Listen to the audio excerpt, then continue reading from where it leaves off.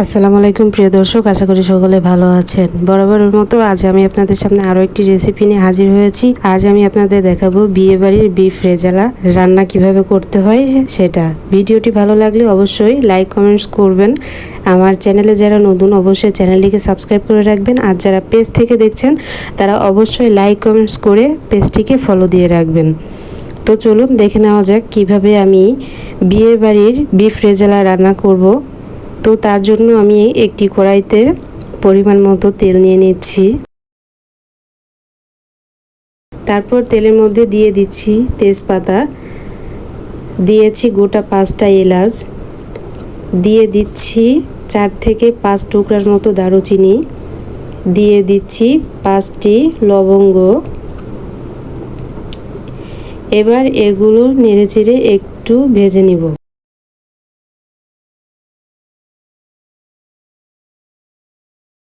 একটু ভাজা হয়ে গেলে দিয়ে দিব 1 কাপ পেঁয়াজ কুচি।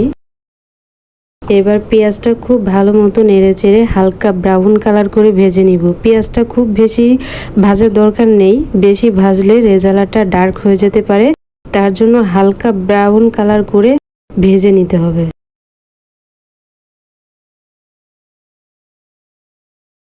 পেঁয়াজটা ব্রাউন কালার করে ভেজে নেওয়ার পরে দিয়ে দিচ্ছি 1.5 চামচ লাল মরিচের গুঁড়ো। আপনারা আপনাদের পছন্দ মতো ও বাড়িয়ে কমিয়ে দিতে পারেন। এবার পেঁয়াজের সাথে মরিচটা একটু ভেজে নিব।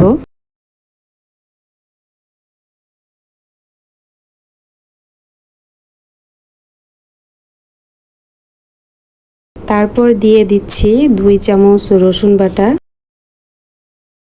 আর সেই সাথে দিয়ে দিচ্ছি 1.5 চামচ আদা বাটা। আবারও খুব ভালো করে মশলাটা কষিয়ে নিতে হবে। অনবরত নেড়েচেড়ে প্রায় 5 মিনিটের মতো কষিয়ে নিয়েছি। তারপর দিয়ে দিচ্ছি গরুর মাংস। এখানে 1 কেজি পরিমাণ গরুর মাংস আছে। আপনারা এখানে খাসির মাংস দিয়েও রান্নাটা করে নিতে পারেন একই পদ্ধতিতে। এবার মশলার সাথে মাংসটা ভালো মতো নেড়েচেড়ে নিব।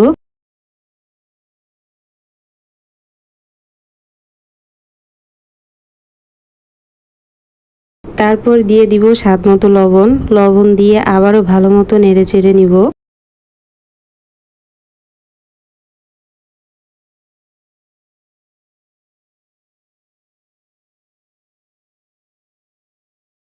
তারপর দিয়ে দিব 1/3 কাপ টক দই। অবশ্যই টক দইটাকে ফেটিয়ে নিতে হবে। আপনাদের কাছে টক দই না থাকলে হালকা গরম লিকুইড দুধের মধ্যে লেবুর রস অথবা ভিনেগার দিয়েও টক দই তৈরি করে নিতে পারেন। এবার ভালো মতো নেড়েচেড়ে 5 মিনিট ঢাকনা দিয়ে ঢেকে রেখে দিব।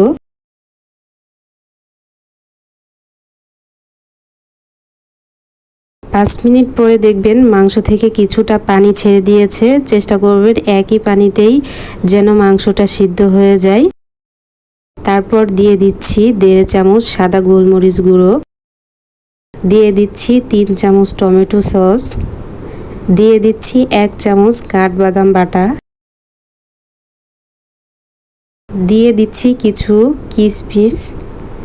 এবার সব কিছুর সাথে ভালো মতো নেড়েচেড়ে নিব। তারপর দিয়ে দিচ্ছি 2 চামচ কেওড়া জল। এখানে 2 চামচ কেওড়া জল আমি মেপে নিয়েছি।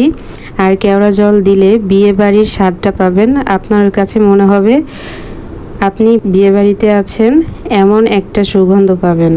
এবার ঢাকনা দিয়ে ঢেকে দিব আর 50 মিনিট রান্না করে নিব। আর অফ ক্যামেরায় আমি 2-3 বার নেড়েচেড়ে দিয়েছিলাম। 50 মিনিট পরে আমার রেজালাটা এমন হয়েছে আর পারফেক্টভাবে মাংসটা সিদ্ধ হয়ে গেছে। আর দেখুন মাংস থেকে কিছুটা তেল ছেড়ে দিয়েছে, দেখুন দেখতে পাচ্ছেন।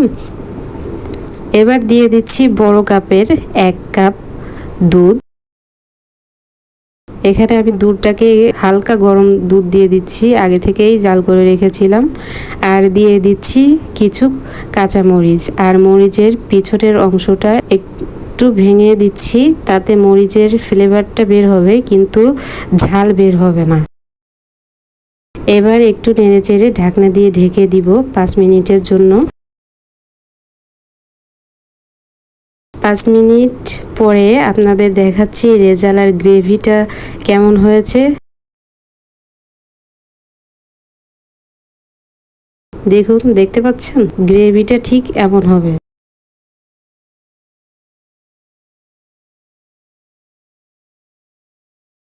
তারপর দিয়ে দিচ্ছি 2 চামচ ঘি।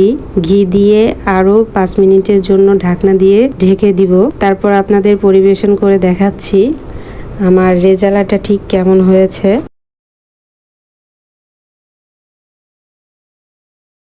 বাড়িতে অবশ্যই ট্রাই করবেন আর অবশ্যই আমাকে কমেন্টস করে জানাবেন আমার রেসিপিটি কেমন হয়েছে আর আপনারা পারফেক্টভাবে রান্না করতে পেরেছেন কিনা। যে কোনো রিকোয়েস্ট আমাকে করতে পারেন রান্নার জন্য, আমি দেখানোর চেষ্টা করব আপনাদের সামনে। ভিডিওটি ভালো লাগলে অবশ্যই লাইক করবেন, শেয়ার করবেন, আমার সাথে থাকবেন, আমাকে একটু সাপোর্ট করবেন। আমার নিত্য নতুন রেসিপি পেতে অবশ্যই আমার চ্যানেলে চোখ রাখবেন। সবাই অনেক ভালো থাকবেন, সুস্থ থাকবেন। আমার পরবর্তী ভিডিও দেখার আমন্ত্রণ জানিয়ে আমি আজ এখানেই বিদায় নিচ্ছি। আল্লাহ হাফেজ।